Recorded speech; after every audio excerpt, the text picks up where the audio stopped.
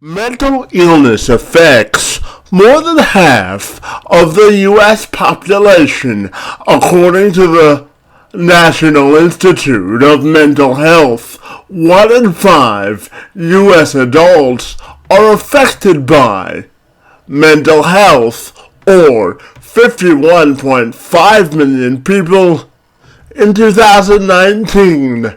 Zach Westerbeck is a mental health advocate and college success coach who is on a mission to educate college students and organizations to understand the complexities of depression and anxiety in today's modern society. He's also the author of the book You're Not Alone. And he joined me this week to discuss the importance of our mental health, and he says that our state of our mental health has never been more important than now. It's an important conversation we all can benefit from. So without further delay, I'm Kevin McShann. Let's have this conversation.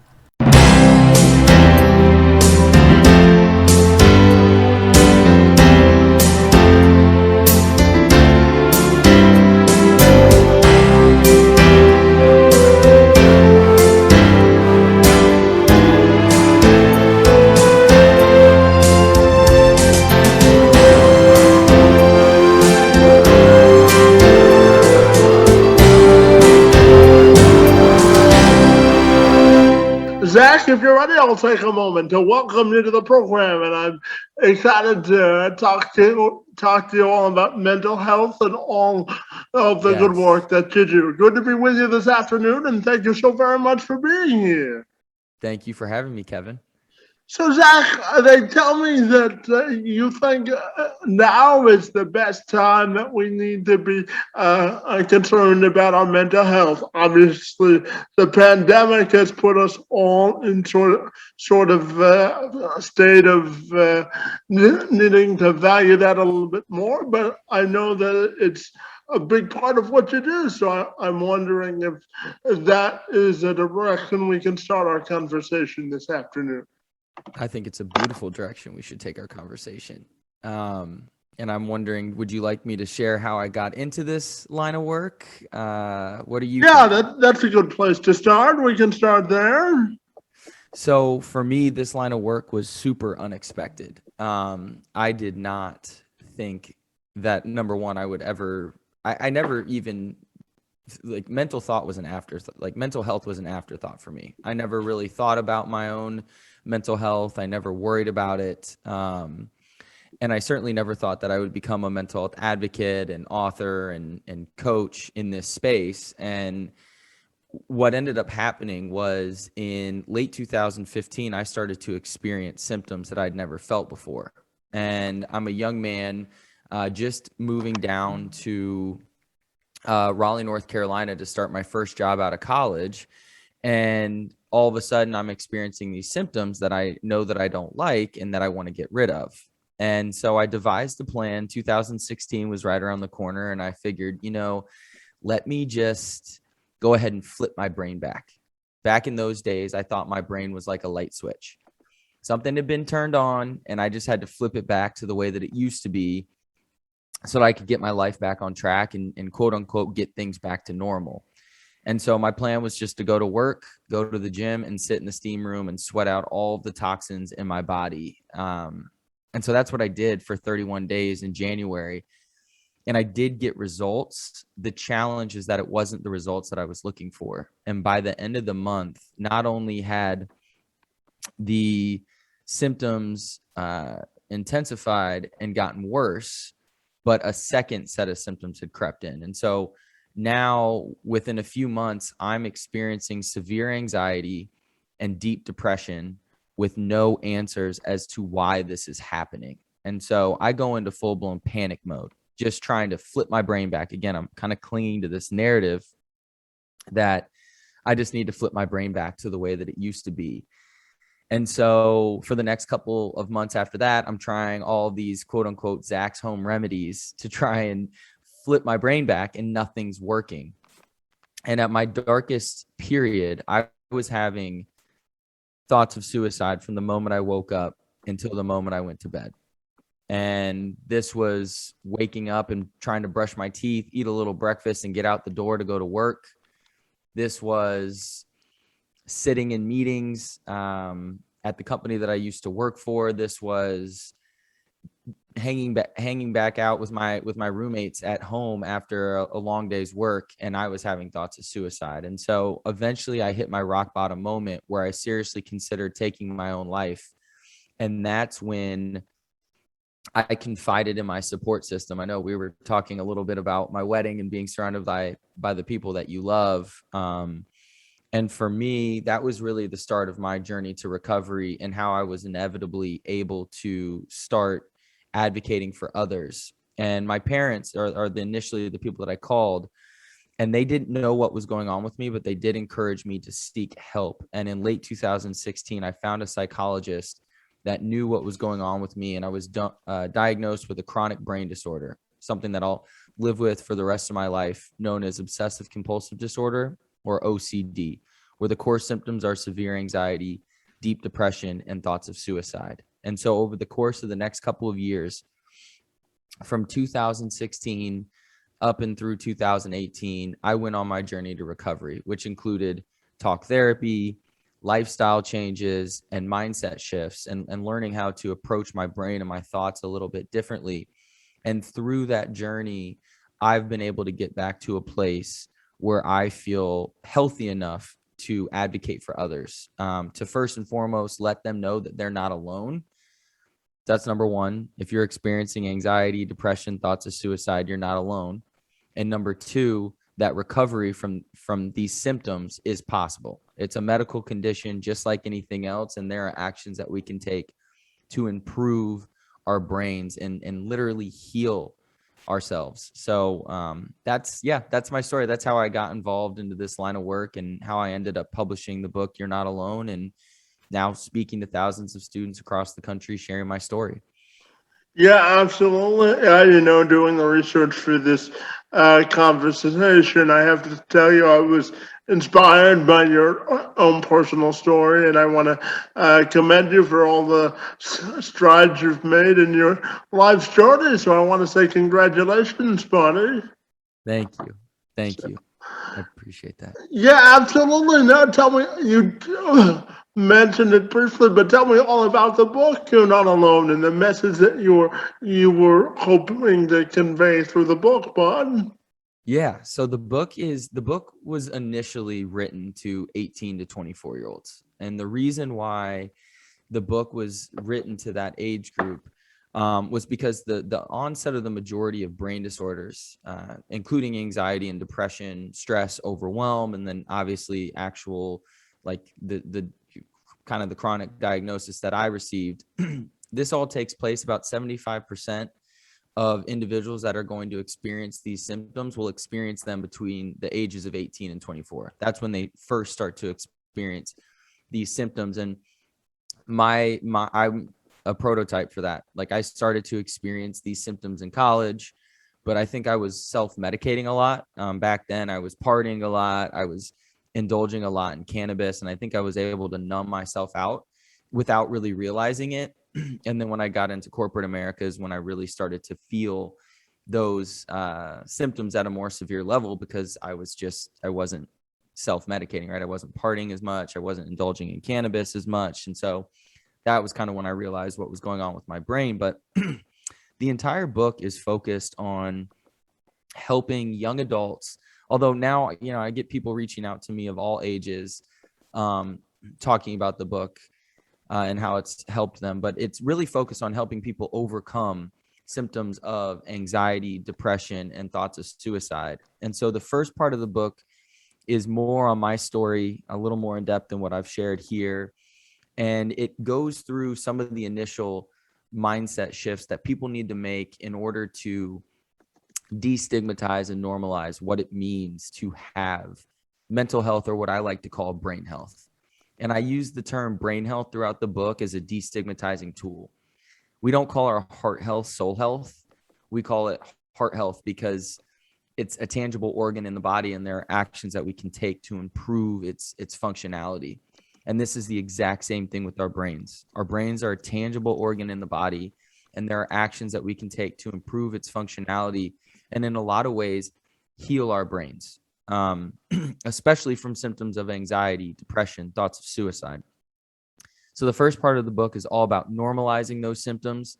The second part is all about teaching people how to identify the various symptoms that they're feeling. I mean, I can't tell you the amount of people that reach out to me that say, I've felt fatigue, I've felt lack of motivation, I've felt deep sadness, I've felt like isolating myself. And when I read your book, it's like an aha moment where I put together the pieces of, wow, like I think I've been depressed or be dealing with depression for years and just didn't really understand or realize what I was feeling. And this is the same thing with anxiety, right? Like I didn't realize that having racing thoughts and a pounding heart and a dry mouth and tingling down my arms and dizziness as symptoms of anxiety. I thought that this was just how everybody felt. And so it's really turns on that light bulb moment. And so the book then dovetails into the step-by-step process to seeking professional assistance through a few different means, talk therapy being the first and what I would say the most important. Medication considerations, right? Thinking about, is medication a good approach for you? And then the last part of the book talks about all the self-help strategies. So what are the things that we as human beings can do on a daily basis to improve our symptoms and heal our brains? And so that is the breakdown of the book. The whole goal is to help people feel less alone, shift their mindset around what it means to experience anxiety and depression, start looking at it as a medical condition, something that we shouldn't feel ashamed of, embarrassed by, and then the step-by-step process to getting back on that path to recovery. Yeah, fabulous. It sounds like an interesting book with filled with a lot of good lessons and advice. So, first of all, I want to commend you for writing and publishing the book. I know publishing books and that process isn't always the easiest. So, any author that can navigate that process, we celebrate, right? Yes, yes, definitely. Absolutely, and Zach, I was looking forward to our conversation because I wanted to ask you about the lack of mental health resources that we currently have in our system today. There are a lot of mental health cases that get shut off to the police because there are a lack of mental health resources, and in some cases, the people handling those types of cases don't have the necessary training. So I'm curious to get your thoughts on how we make sure that we can increase the mental health resources and supports that are available.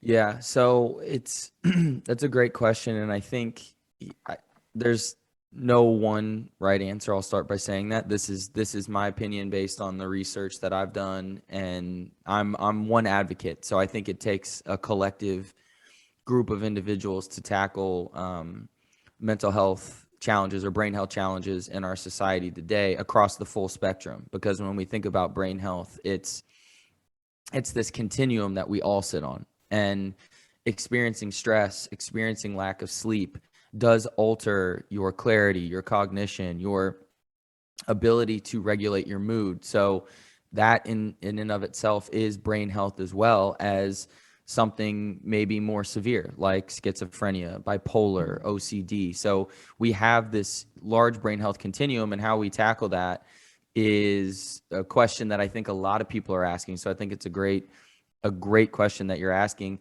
From my experience, I think it's a three-pronged approach, with proactive, preventative, and then treatment measures. And what I mean by proactive is these conversations right here. So getting more information out into the public that destigmatizes and normalizes what it means to have brain health. So starting to get people to talk about at the very, very early stages of whatever it is that they're experiencing, talking about that with their support system, right? So that's the proactive approach, where as a society, we completely shift the way that we think about brain health, right? It goes from this thing that is undesirable and negative and something that we should hide and keep to ourselves, to something that we should be openly talking about and celebrating when people get the help that they need. Preventative is a lot of the early measures, right? That's like the self-help strategies. So at scale, teaching children simple self-help strategies, right? How do you regulate your mood? How do you how do you show up every single day and utilize healthy de-stressing tools like meditation, mindfulness, exercise, diet? So this is like the preventative side of things, and I touch on that in the book. And then from a treatment standpoint, and I think that this is the part that you're talking about too, is how do we make more resources available to more people? Because on the proactive side, you talked about first responders. I think every first responder should be trained in something like mental health first aid or something of that nature, a derivative of that, so that they know how to respond to mental health crises in an effective way that makes sure that nobody gets hurt on any side, and that inevitably the person who is struggling, let's say an individual is struggling with psychosis, they don't get put into the wrong institutions, right? They get put into the right places where they can get treatment and taken care of. And so that's where the proactive and the treatment side meet, where we make sure that we have enough resources. And I'll tell you, I think more and more as brain health is being destigmatized, we are going to see an uptick in the amount of students going to school to become psychologists, become therapists, become psychiatrists. And I'm really, really bullish on that market and what the amount of growth that we're going to see in that area over the next 10 to 20 years. Yeah, absolutely. We need the strength of numbers, isn't there, Zach? Absolutely. 100%. We, so I just have one follow-up for you in terms of enticing people to go into the mental health treatment field. How do you think we can make those careers more enticing to young professionals? Well, I think it's happening now, and I see it at the collegiate level when I speak with students. It is a passion career. And I always say this, there's three types of people in every room that I walk into, right? There's somebody that's dealing with a brain health challenge in that moment, stress, anxiety, depression, potentially thoughts of suicide. There's the individual that at some point in their lifetime is going to experience those emotions or those symptoms, and they're going to need to know how to get help. And then the third group is those of us that are going to know somebody that's struggling with stress, overwhelm, anxiety, depression, thoughts of suicide. And what I've learned in my work in speaking to thousands of students across the country is that we've all either experienced these symptoms or we know somebody who's going through that or has gone through those symptoms. And therefore, we're drawn to the topic. There's so many students that come to me and they're like, my brother, my mom, my aunt, my grandmother experiences these symptoms, and I really resonated with your story. And because of everything that they've gone through, I want to go into this field. So I think storytelling, like Kevin, you tell your story, and I think that it's really powerful, and stories get people to take action. And so I think as we have more and more people out there sharing their stories, it's just going to lead to more people moving into the field because it's a passion job. And the more that people are impacted by brain health, whether directly or indirectly, the more that they want to get involved. Yeah, absolutely. And Zach, tell me, how do you think the COVID-19 crisis has sort of affected the mental health industry in general and our own mental health? I'm curious to get your perspective. Yeah, it's a great question. Well, it's first we have to start by level setting that first and foremost, above everything, our brains are hardwired for survival. Like that's the number one thing in our amygdala, which is the almond shaped part of our brain and the limbic system is responsible for survival. So it is constantly scanning our environment and it is looking for threats, real or perceived, and then it's activating our fight, flight, or freeze system. And why do I bring that up? Well, if survival is our number one, if our brain's number one mission, right, to keep us alive, then it's reasonable to assume that our brains like comfort, our brains like predictability, our brains like consistency. This is why human beings are drawn towards schedules, right? Like we all like having a routine. And so the pandemic has inserted uncertainty into our lives at scale, right? So it's no longer just individuals one-off experiencing uncertainty here and there, maybe with their careers or with some sort of medical condition with their family. At scale, all of us are experiencing the uncertainty that comes with a pandemic and not knowing what new news is going to be brought tomorrow, what new variant is going to be, talked about in the media, what new mandate is going to be released from the political sphere. And of course, people are worried about their jobs. They're worried about us sinking into a recession or depression. And as a result of this uncertainty, anxiety is heightened. So that's why we've seen a massive uptick in anxiety. And then because of the isolation, we've seen an uptick in depression. So a chemical known as oxytocin is released when human beings are connected with each other. It's a feel-good chemical for our brains. And especially at the height of the pandemic, when we were forced indoors for long periods of time, we were isolated from each other. We were scared and we were isolated. And isolation is the precursor to loneliness, and loneliness has been directly linked and correlated with depression. And so I think we're seeing a perfect cocktail, if you will, with the pandemic creating uncertainty, isolation. People are being forced more to interact virtually. We're seeing people obviously using social media at a much higher rate. And there's a linear correlation between time spent on social media platforms and the likelihood that you experience anxiety or depression. Kids especially are being impacted by the pandemic. I mean, suicide rates amongst teenagers and young adults, college students, is at an all-time high. And I think it's because of the approach that we've taken to the pandemic via the isolation and just the constant fear mongering and uncertainty that is strife right now in our society. Yeah, absolutely. And you had mentioned the fact that you work with college kids to sort of help them manage their mental health. So I'm curious if you could tell me all about that good work that you're doing on the college level there, buddy. Yeah. So it's been nice because recently things have opened back up a little bit and they've been doing some in-person programming, which has been great. So all spring of 2021, and I've been doing this for years, but this in 2021 in particular, the spring was completely virtual. So everything was over Zoom.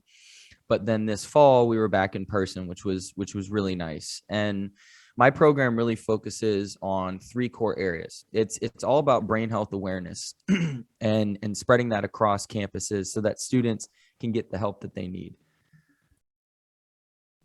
Yeah, absolutely. And tell me about the sense of empowerment you get by helping college students sort of get over this hurdle or challenge that they're experiencing.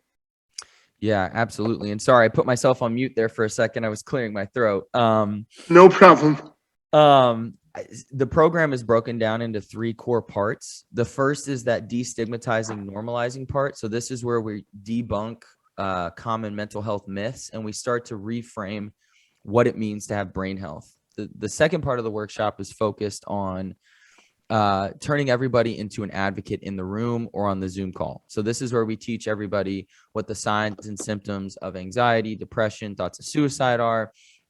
And then lastly, we talk about how do we effectively communicate about brain health and encourage others to seek help. And the reason why I say that is you brought up the empowerment aspect. And the biggest thing that I've seen is that there are so many students right now that feel lost, they feel alone, they feel scared, they feel uncertain. Anxiety and depression is strife. I mean, I take a survey after every workshop, and two of the questions I ask are, have you experienced anxiety? Have you experienced depression? And anxiety, I want to say, is at about 75 or 85%, and depression is at about 50%. So about 50% of the students that sit in my workshop report experiencing depression. About 75% of them report experiencing anxiety. And what the workshop does is it normalizes for them these emotions, and then it gives them a direction and an opportunity to take the next step to start to improve. And I can tell you, it's the best feeling in the world. Just the last workshop that I did, I had a young man wait after, and he waited a while because there were some other people coming up, and I could tell that he wanted to have a longer conversation. So I wanted to make sure I gave everybody their appropriate time without just kind of rushing them along. And him and I ended up speaking for about 30 minutes after the program. And he was in tears because he was coming to the realization that he'd been struggling with depression for years, and that he'd kind of been limping along, but things had definitely gotten worse, and they were consistently getting worse. And it was becoming increasingly more difficult for him to cope with these symptoms. And so we've put together a plan, and right now we're actively working to get him on his path to recovery. But for the very first time in a few years, he's acknowledging the challenges that he's struggling with. And that is always the first step, right? If we deny or ignore, we'll never improve. And so for him, those are the types of conversations that give me life and keep me going. Because I'll tell you, Kevin, flying all across the country for months on end can be quite tiring. But it's worth it when you can see the impact that you're having on the ground level. Yeah, Zach, I always say life is a grand adventure, isn't it? It is. It definitely is. And I'm curious to ask you about a myth that you want to dispel. Your top three myths about mental health that you think need clarification, or that people may not fully understand. I'm wondering, for you, what's those trigger points? I'm curious. Well, so there's three that I'll talk about that I think are important, especially for any listeners that maybe they're experiencing thoughts of suicide right now, or they know somebody that's experiencing thoughts of suicide. The first myth that I want to debunk is that we should never bring up or talk about thoughts of suicide with a friend or a loved one out of fear of planting that seed in their head, right? This idea that if we bring it up, then they'll be reminded of their thoughts of suicide. And I remember this in my own personal life, individuals knew that I was experiencing, and people close to me knew that I was experiencing anxiety and depression, but they thought that as long as they didn't bring it up, I would forget about these symptoms, and therefore I wouldn't feel them. And that's just not true. An individual that's experiencing anxiety, depression, thoughts of suicide, they're experiencing those symptoms on their own. They didn't need anybody to push them to get there. Now, people might have there's many factors that contribute to symptoms of anxiety, depression, thoughts of suicide, which I talk about in the book. So somebody could have been a reason why you're now experiencing those symptoms, but a friend or a loved one bringing those topics up is not planting a seed in your head. If you're experiencing those symptoms, you've gotten there on your own. And actually, we just want a safe space to talk about it. So that's number one. Another myth that I want to dispel is this idea that if somebody comes to us and tells us that we have to promise not to tell anybody about them struggling with anxiety, depression, or thoughts of suicide, that we have to keep that promise, right? We all want to be good friends. We all want to support each other. We all want to prove to each other that we can be trusted. But especially when it comes to severe anxiety, severe depression, and then, of course, any thoughts of suicide, this isn't a promise that I can keep, and nor should you or your listeners, right? We want to collaborate with that individual and work with them to get them on their path to recovery. versus keeping that promise. So being upfront with them, hey, I really appreciate you sharing what you shared with me. And although I can understand why you might want to keep this a secret, I promise that I'm not just going to go around telling everybody, but I can't promise you that I'm not going to just keep this a secret and move on and not work with you to find the help that you need. And then the last one being, if somebody approaches you and says that they're experiencing thoughts of suicide, that you need to get really, really serious and tell them that they need to get help immediately or you're calling 911. And the issue with this, and I've had a few people ask me this and why I wanted to debunk it, is if somebody's in a state of crisis or somebody's in that vulnerable state where they're experiencing thoughts of suicide, just like I was, we don't want to match their energy with aggressive energy. We want to remain calm. We want to come across as neutral, comforting, supportive. You know, I once heard that a smile goes a long way. So maybe smiling at them and nodding with your head up and down, like, I hear you. I'm here to support you. And we don't want to call 911 right off the bat. Like, that is not the first step. That feels more like a threat. And this might turn the individual off from opening up to you again. Instead, we want to work with them to see if we can get them to collaborate with us to get them on their path to recovery. And we should only involve the authorities when it appears that that individual is in crisis and they are getting ready to take action. And even then, we want to call and make it clear that this is a mental health crisis that we're dealing with so that they respond appropriately.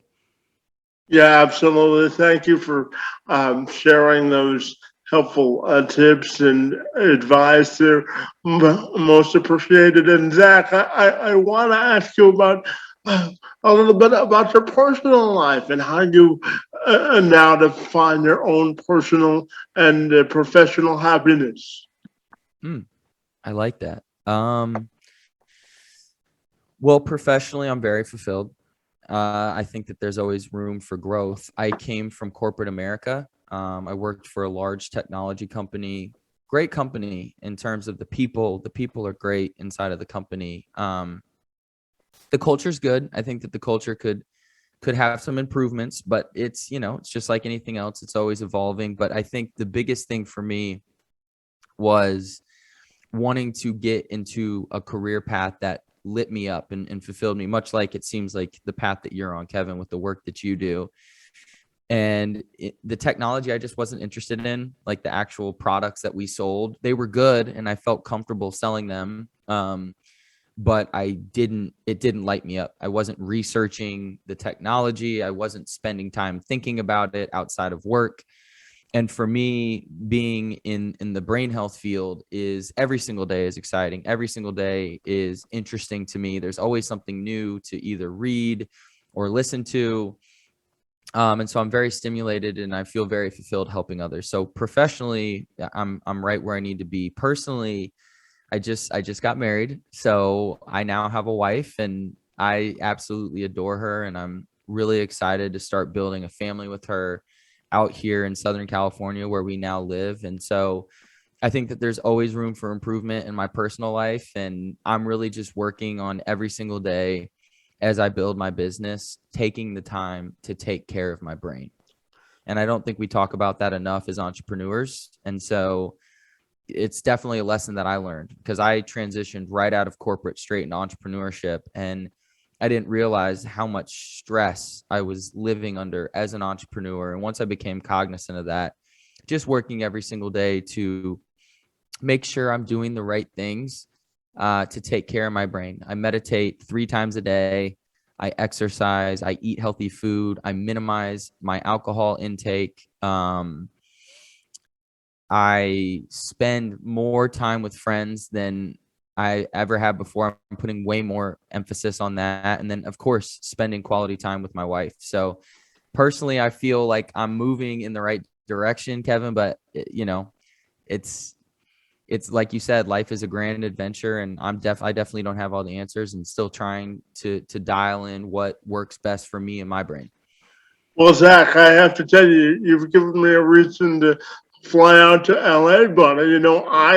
I live in Windsor, Ontario, Canada, buddy. So Yep. you're being broadcast internationally today. So that's pretty cool, isn't it?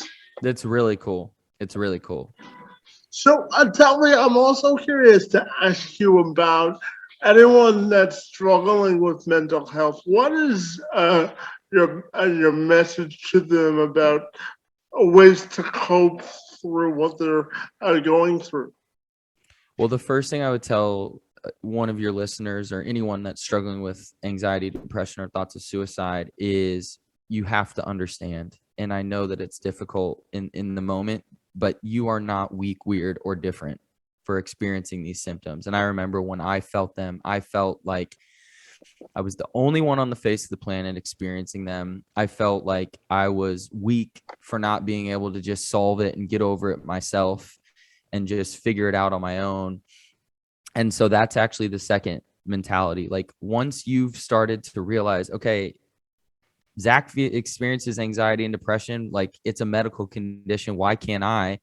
It's this isn't a moral deficiency in who I am as a human being.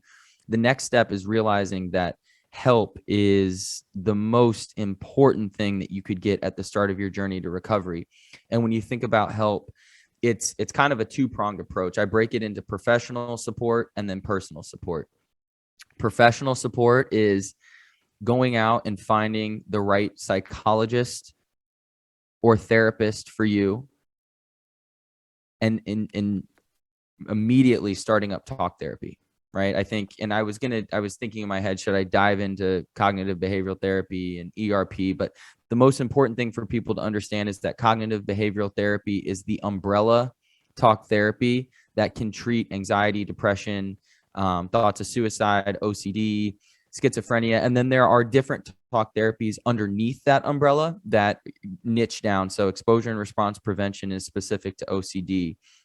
So anybody who thinks they're experiencing OCD-like symptoms should find a therapist that specializes in ERP.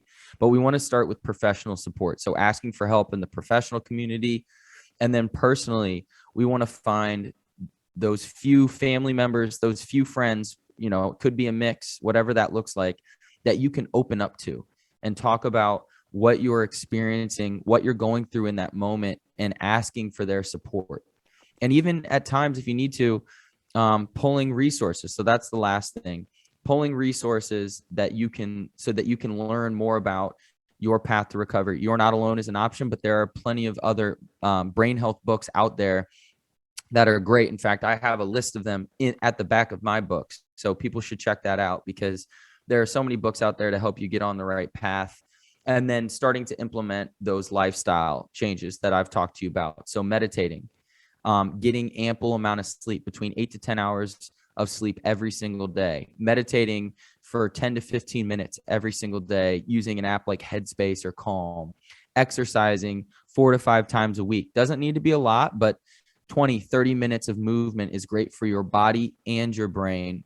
And then building out that support system around you to go on that journey with you so that you don't feel like you're alone.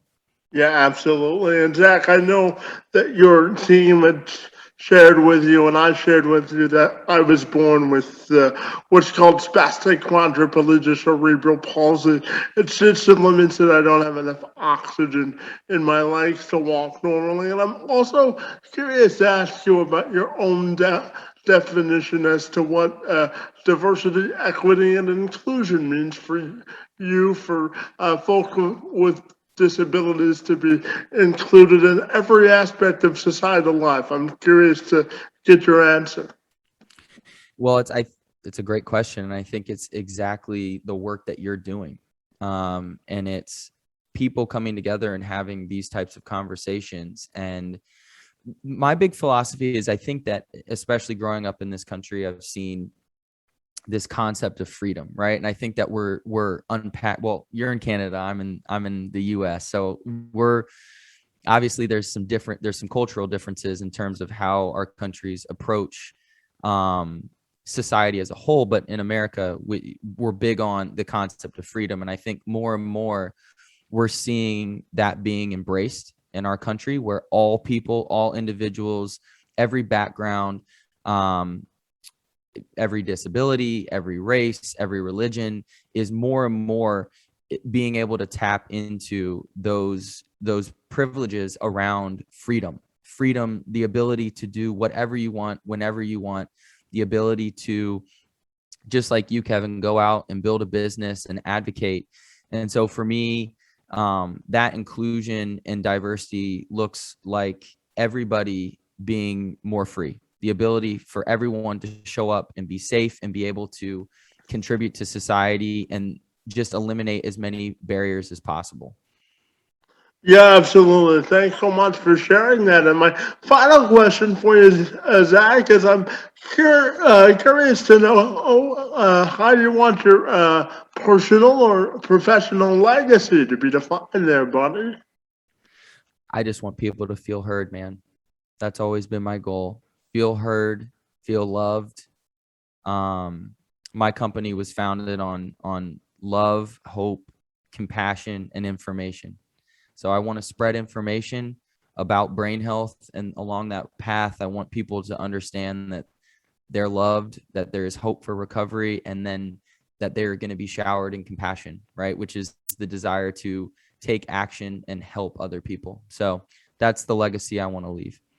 Absolutely. And finally, tell me, if people want to get connected with you, buddy, what's the best way they can do that? So they can go to zachwesterbeck.com, and you can kind of click through the website there to learn more about my coaching services, to learn more about my speaking and the various programs that I have there. You can also find the book on my website as well. And you can find me on Instagram at Zach_Westerbeck. And Westerbeck is spelled with all E's. Fantastic. Well, Zach, I really enjoyed ending my podcasting week by having a conversation with you. And I want to again commend you for all the good work that you've done to maintain and uphold your own mental health. And I want to thank you for spreading the good word of inclusion for everyone as it comes to the mental health space. And I want to thank you for being here today. It's most appreciated. Thanks, Kevin. I appreciate it.